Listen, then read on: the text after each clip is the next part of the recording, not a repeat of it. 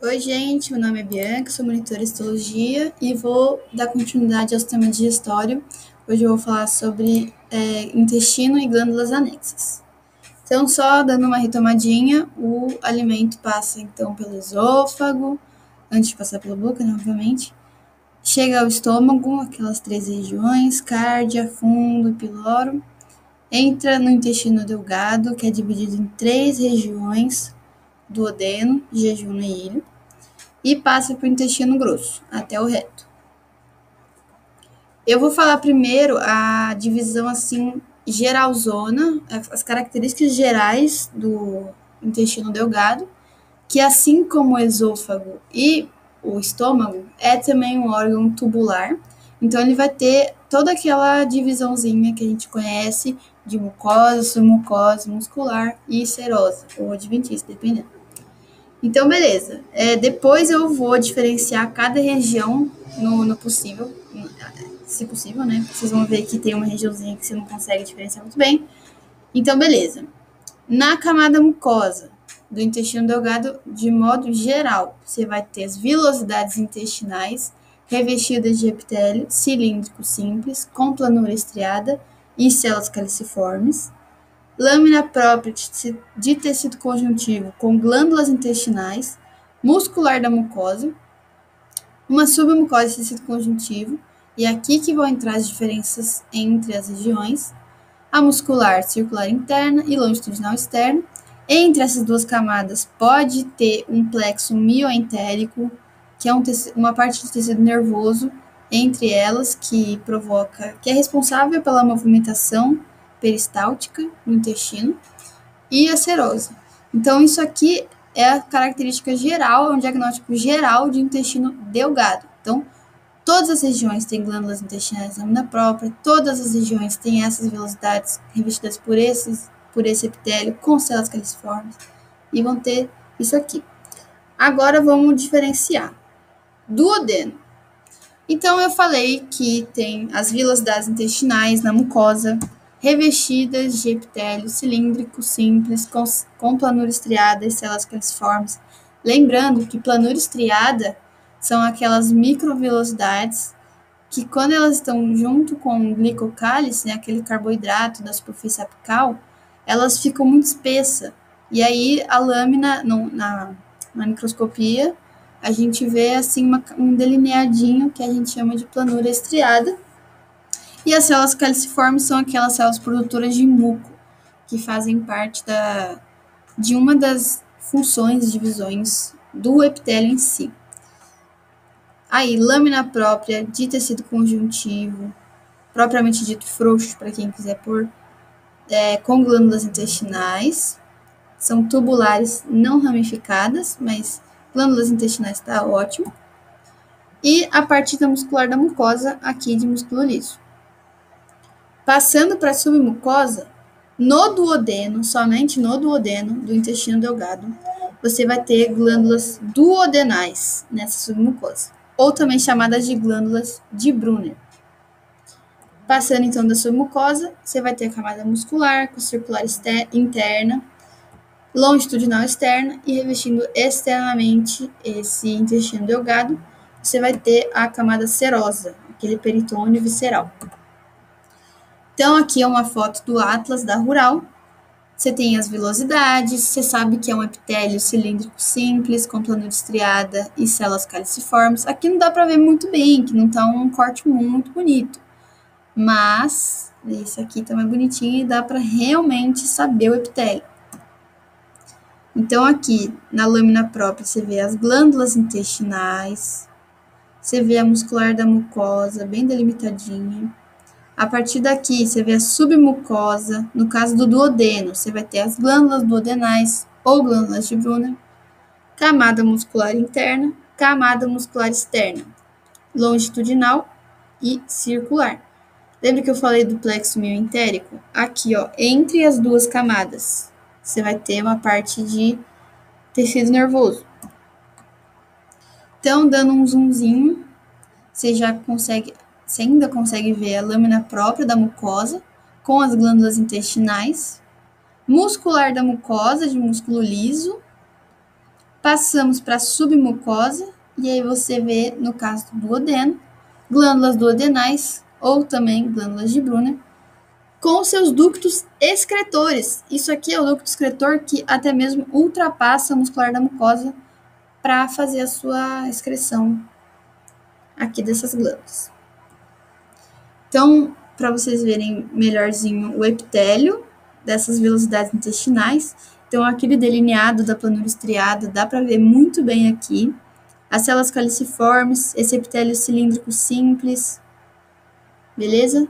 Aqui a lâmina própria, esse conjuntivo propriamente dito frouxo. O plexo mioentérico que eu falei, isso aqui são vários gânglios, são nervos, você consegue ver pericários. Então, isso aqui é o plexo mioentérico entre as camadas musculares. Passamos, então, para jejum no ilho. Você vai ter basicamente a mesma coisa, só que você não vê as glândulas duodenais e submucosa. Então, você vai ter as velocidades revestidas pelo mesmo epitélio, lâmina própria, com glândulas intestinais, uma muscular da mucosa, que não está escrito aqui, mas tem, a submucosa conjuntivo, circular interna, longitudinal externa. E no caso do ilho, depois eu volto aqui. Na verdade, eu vou enfim, aqui é só para vocês verem mais uma vez as velocidades, como elas são. Então, se você não viu nem glândula duodenal, nem a placa de Peyer que eu vou falar agora, você pode tranquilamente falar que é o jejum, ou também falar que é uma transição de jejum no ilho. Tá ótimo assim, porque é uma região realmente muito parecida uma da outra. Então, o ilho, você vai ter essa placa de Peyer, que muitos de vocês viram em sistema imune, que é tecido imune. Então, são nódulos aqui nessa submucosa do ilho, da região do intestino delgado. É muito confuso, mas enfim. Você vai ter, então, a mesma coisa. Velocidades intestinais, revestidas por epitélio cilíndrico simples, com planura estriada e células caliciformes. Lâmina própria de tecido conjuntivo, com glândulas intestinais. Uma muscular da mucosa, que aqui tá bem apagadinha, mas tem. Submucosa com essa placa de Peyer. E muscular externa, muscular interna, muscular externa.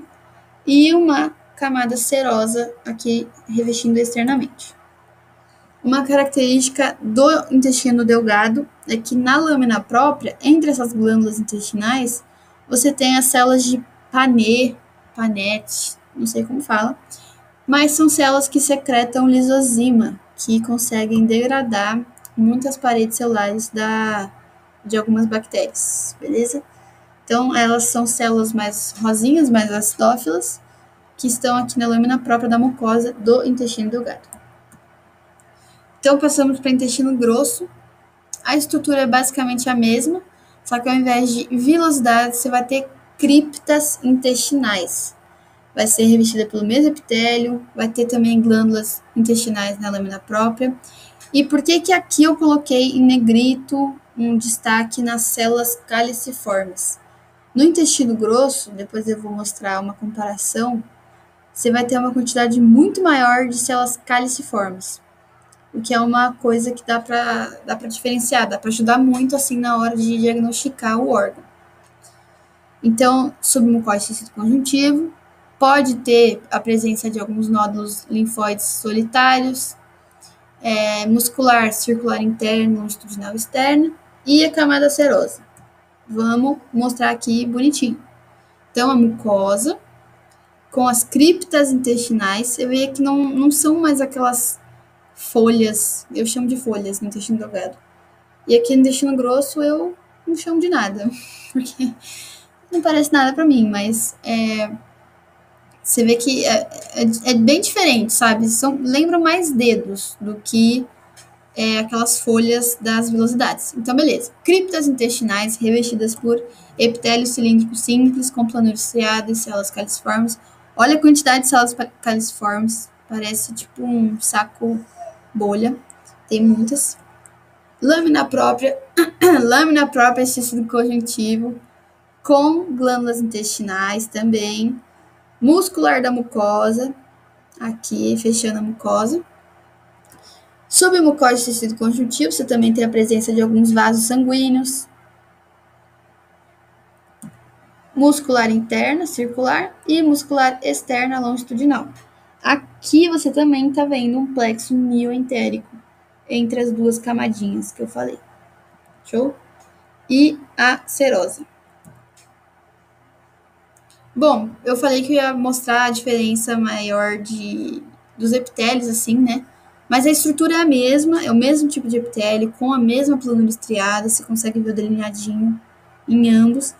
Mas a proporção de células caliciformes do grosso é muito maior do delgado, o que pode ajudar vocês a diferenciar, assim, na hora da prova. Então, vamos para glândulas anexas. Eu peguei essa fotinho aqui pra gente ver que é tudo muito juntinho, muito interligado. Então, cada órgão é muito importante para a gente fazer uma digestão massa e, no caso do fígado mesmo, da gente eliminar algumas toxinas, algumas substâncias tóxicas aí. Enfim, cada um com a sua teoria. Mas aqui eu peguei a foto de um gatinho pra gente ver exatamente a posição do pâncreas, aqui o fígado, o baço em roxo, o estômago e aqui já começando o intestino delgado. Então essas são as glândulas e bora começar. Fígado. O fígado, ele tem essa aparência assim de ser vários hexágonos, várias coisas com 6 lados. Eu espero que seja hexágono o nome. Enfim, é um fígado que tem uma cápsula, então ele é um órgão encapsulado de tecido conjuntivo. Isso aqui que vocês estão vendo são os lóbulos hepáticos, ou seja, essa cápsula segura o órgão, mas tem um tipo de septos assim que dividem em lóbulos hepáticos. Cada lóbulo desse com cordões de hepatócitos, ou seja, com cordões das células. De que órgão a gente está falando? Fígado. Então, são cordões de hepatócitos. Entre esses cordões, a gente tem sinusoides hepáticos, que são capilares muito fininhos, muito delgados. E aqui no centro de cada lóbulo, a gente tem a veia centrolobular. E uma coisa muito importante do fígado é esse espaço porta, que fica entre essas pontinhas dos lóbulos, que é composto por um ramo da artéria hepática, um ramo da veia porta e um ducto biliar. Então, vamos ver como é, mais ou menos. O fígado também tem aqueles negócios de armazenar em glicogênio para usar futuramente, para muitos órgãos. Ele também é muito importante para, que nem eu disse anteriormente, eliminar substâncias tóxicas, vindo aí do sistema circulatório. Mas ele também produz a bile, que é o que mais importa para a gente hoje aqui no sistema digestório. Então, beleza. A bile é importante para a digestão de lipídios, tá? Eu acho. Enfim. Fígado suíno. Por que eu coloquei suíno? O suíno tem uma divisão muito bonitinha desses lóbulos. Então, eu acho até que a lâmina lá da Rural é de suíno. Então, na dúvida, coloca suíno, se perguntar de um diagnóstico. Mas também, se não colocar, não vejo motivo de dar errado, né? Beleza. Então, você vê o lóbulo aqui bonitinho. Você já tem aqui o espaço porta, com um ramo da artéria hepática, um ramo da veia porta e um ducto biliar. É muito importante que vocês saibam essa tríade, porque realmente é muito importante isso nessa glândula que é o fígado. Aqui você tem no centro uma veia centrolobular. E tudo isso aqui são cordões de hepatócitos, que parece que meio que vão em direção a essa veia centrolobular. E essas regiõezinhas brancas aqui são sinusoides, ou seja, são os capilares, que eu tô demonstrando melhor aqui. Eu peguei um zoom, então isso aqui é um cordão de hepatócito, são vários hepatócitos juntinhos, e essa partezinha branca são os sinusoides. Então, tudo isso aqui branco são os sinusoides que são muito delgados, que são capilares. Então, são capilares dentro de uma glândula, passando entre células. Então, é muito pequeno. E aqui uma foto melhorzinha, mais bonita, de um espaço porta ou tríade. com um ramo da artéria hepática, um ramo da veia porta e um ducto biliar. Se pedirem para vocês identificarem cada um. Artérias. Tem paredes mais espessas e diâmetro menor. Veia. Parede mais delgada e diâmetro maior. E ductos biliares, ou ductos em sua grande maioria, se não todos os ductos, tem esse cúbico simples aqui de epitélio. E também no espaço porta você pode achar vasos linfáticos, que é mais difícil de ver, mas tem. Então passamos para a vesícula biliar. A vesícula biliar ela vai estar bem próxima ao fígado. Ela é revestida por um epitélio cilíndrico simples, então você vai ver pregas nessa mucosa. Então são pregas revestidas por esse epitélio cilíndrico simples, com planura estriada. Você não tem a presença de células califormes, que nem no intestino. E você tem uma lâmina própria de tecido conjuntivo. Isso aqui, gente, não é uma coisa além, não é uma nova estrutura. Isso aqui nada mais é do que essa superfície que deu uma entradinha aqui. Afinal, isso aqui é uma glândula. Então, nada mais justo do que ser revestida por esse epitélio cilíndrico simples. E, enfim, passou a mucosa, você não vai ter muscular da mucosa, não vai ter submucosa. Você vai já se deparar com uma camada muscular. Então, isso aqui tudo é músculo, liso, obviamente. E uma camada adventícia. Por que adventícia? Em sua grande maioria, a vesícula biliar está em contato com o fígado. Então, lembra que quando o órgão está em contato com outro órgão, o que vai revestir ele externamente é uma camada adventícia. Quando ele está isolado, é uma camada serosa, que é o peritônio visceral. Então, as preguinhas da vesícula biliar, com seu epitéliozinho, e beleza. Foi. Pâncreas. O pâncreas é também uma glândula mista, tem sua parte endócrina, vocês vão ver, para quem for ter sistema imune, sistema endócrino, vai ver as ilhotas de Langerhans, que são as responsáveis pela secreção da insulina, glucagon, aquela parada toda.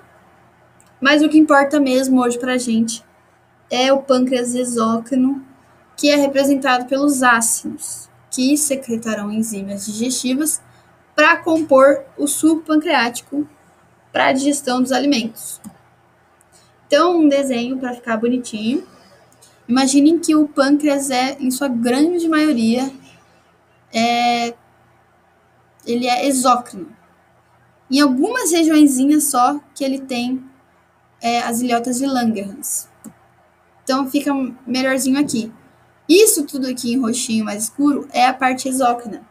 E só essa parte aqui são as ilhotas de Langerhans com as suas células beta, alfa, enfim, a parte endócrina do pâncreas. Para a gente hoje, em sistema digestório, a gente está focando na parte exócrina, que é basicamente representada pelos seus ácidos, que tem células ácido-pancreáticas. Então, você também vai ter ductos excretores, eu acho que isso aqui é um ducto. Isso aqui pode ser um vaso sanguíneo também. Você também vai ter a presença de nervos. Então, é difícil de identificar? É difícil, mas você sabe que tem. Isso aqui provavelmente é um ducto. Ou uma veiazinha. Enfim. Então, mais uma vez, o pâncreas. Essa parte, então, aqui dos ácidos, com suas células ácido-pancreáticas. E a parte endócrina, que é a ilhota de Langerhans.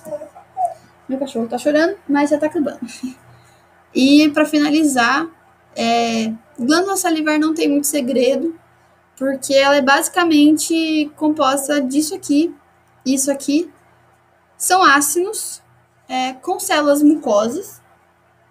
Você pode também ter células serosas, mas em sua grande maioria serão essas células aqui, mucosas, com os núcleos bem na periferia, parecendo assim uma nuvem de algodão doce. E você pode ter também no próximo dela ductos excretores para secretar a saliva, veias aqui com sangue dentro. Enfim, glândula salivar não tem muito segredo. E é isso, muito obrigada. Espero que vocês tenham entendido. E se não entenderem, por favor, me chamem. Sou Bianca e estou à disposição qualquer coisa.